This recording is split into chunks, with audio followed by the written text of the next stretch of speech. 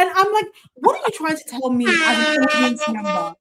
As an audience member with functioning eyes. Welcome to another episode of Ask a Brother podcast. I'm your host, Jeff St. James, and we're going to have a whole host of different people from different backgrounds coming in because it really is about building a community of like-minded people that's just open to listening and hearing from other perspectives. The revolution is going to be because of us. UK banned American citizens Hassan Piker and Cenk Uygur. Who both have claimed it was due to the criticism that they've made towards Israel. Do you think this is true? And are there others that have also been banned, and why were they? I mean, I don't agree with banning anyone other than people that you don't want to be part of your society. So, for example, like banning hate preachers that come and preach that, I don't know, gay people should be thrown off buildings, and these people will probably throw off gay people off buildings if they thought they could get away with it. That's fine. But I think, you have to leave the Overton, like you have to make sure that there's enough space, that there is a good diversity or range of opinion for people to still live in a pluralistic society or an idea or in a society where different ideas can coexist reasonably well. So I didn't agree with that. I do think we have an issue with free speech in the UK. I think the government has got like a bit of a whack-a-mole strategy going on, which is like, oh, this might get us criticized, so you're banned, and this, you're banned. They banned people from Tommy Robinson's Unite the Right rally. I think a Polish minister of the European Parliament, a Spanish influencer, and a bunch of other people that were seen as, far right or whatever you want to kind of describe their political affiliations as. And I don't agree with it because I think the government shouldn't be in the business of, there should be a very, very, very, very narrow window for when you can ban people from the country, from when their presence is not conducive to the public good. And I really don't think you can put people that have more like right-wing or far-right views on immigration, for example, or you could argue like very far left views on Israel. I don't think you can put them on par with like Islamic clerics that are telling people that homosexuals are going to hell and they should be thrown off buildings. I think the average person can see that one is just a bit beyond the pale.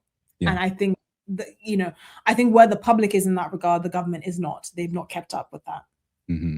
Christopher Nolan's The Odyssey. I've been seeing a lot of mixed reviews and reactions, and I want to start with the choice to cast actors of different ethnicities like Lupita.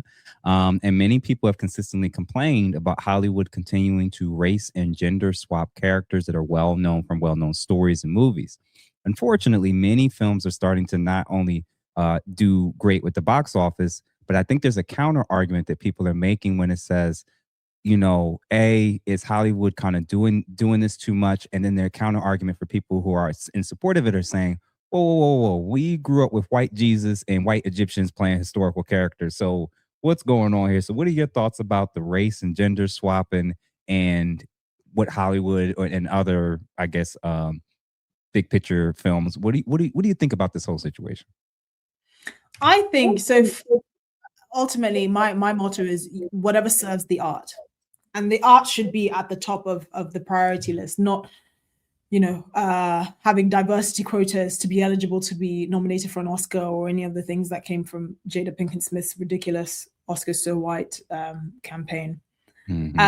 And for example, in The Odyssey, I mean, one example, I'm sorry to give spoilers, but like, when Odysseus and his soldiers washed up on a Greek island, for example, his, I think, second in command and one of the other soldiers, who was a guy who looked Bengali, I kid you not, he looked South Asian, and a guy who looked black, like he was a big black guy, walked up to this like scared Greek villager and was like, no, don't worry, we are the Greek army. And the black guy was the Greek translator.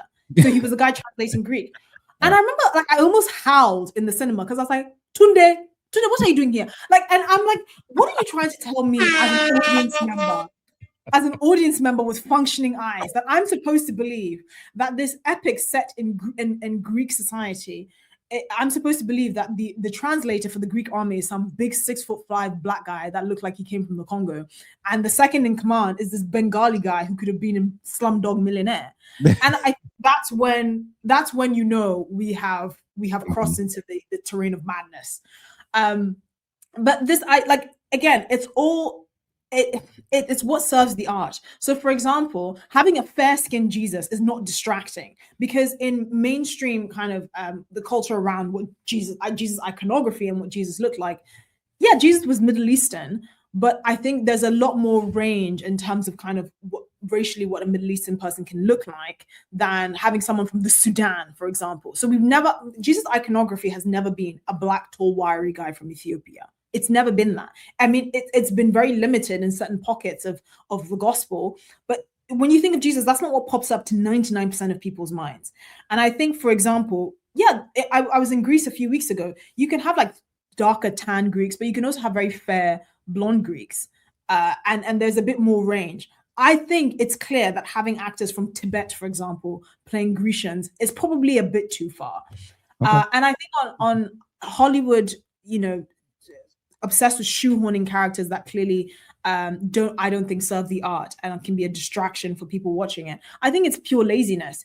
Like if you speak to anyone of West African heritage, they've probably heard of Mamiwata, which is like this mythological mermaid who's actually it's our version of a siren, but she's very she's a very nuanced and kind of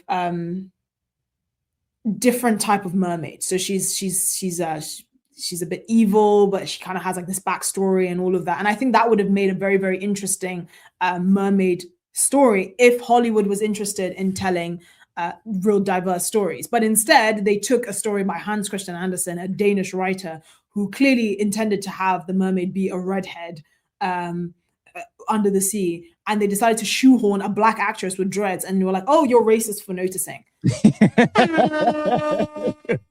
Yes. Oh my God. I agree with Black mermaids exist. Like, you didn't need to do this. Yeah. And then they subjected that poor actress, because they knew it was outrage marketing. They subjected that poor actress to all kind of unnecessary criticism that she didn't need at that early stage of her career. She's clearly very talented. I think her name is Halle Bailey or something like that. Bailey, she didn't need any of that. And I thought the whole thing was just fodder for cheap corporate marketing. And ultimately, I think what suffers the most, other than the audience, is the art. And I'm of the opinion that whatever serves the art is the most important thing. So, question: is Pierce Morgan a black lesbian? Apparently so. I just want to know. what, for my audience that doesn't get that reference, what is that in reference to? It was one of the kind of first viral clips that I did with Piers, where we were debating. He was debating this kind of very left-leaning lady who had apparently at some point in her life been lobotomized to believe that a man can be a woman. And so he was like, okay, what if I identify as a black lesbian? And I think in that moment, I'll tell you what I was thinking. In that moment, I was like, huh? And then the penny dropped and I was like,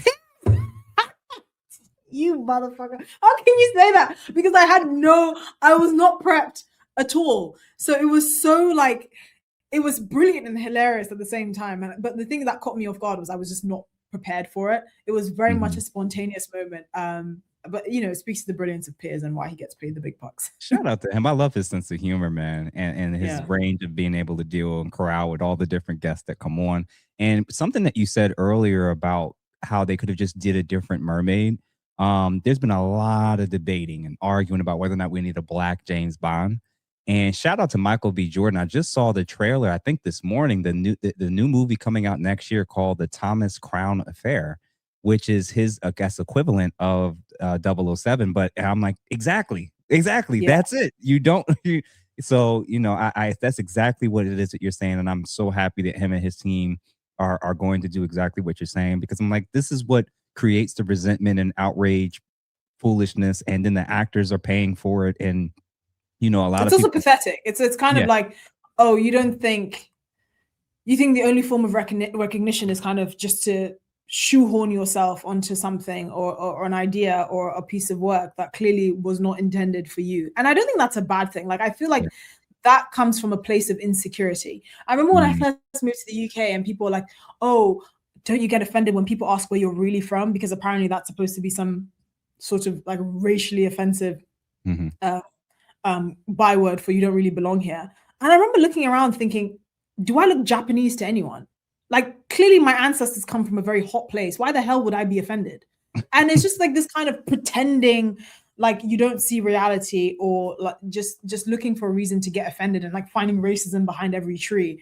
And I'm like, listen, I don't, that's not the ideology by which I live my life. I think that life is what you make of it, and it can be as fulfilling and as enjoyable as you make of it, but you have to have a very open and positive spirit. And I don't think you expecting me to take offense to an obvious question is the kind of thing that, like, I'm sorry, if you think that's the kind of thing that occupies my mind, you must really think I'm an idiot. Yeah.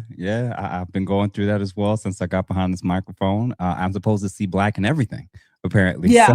So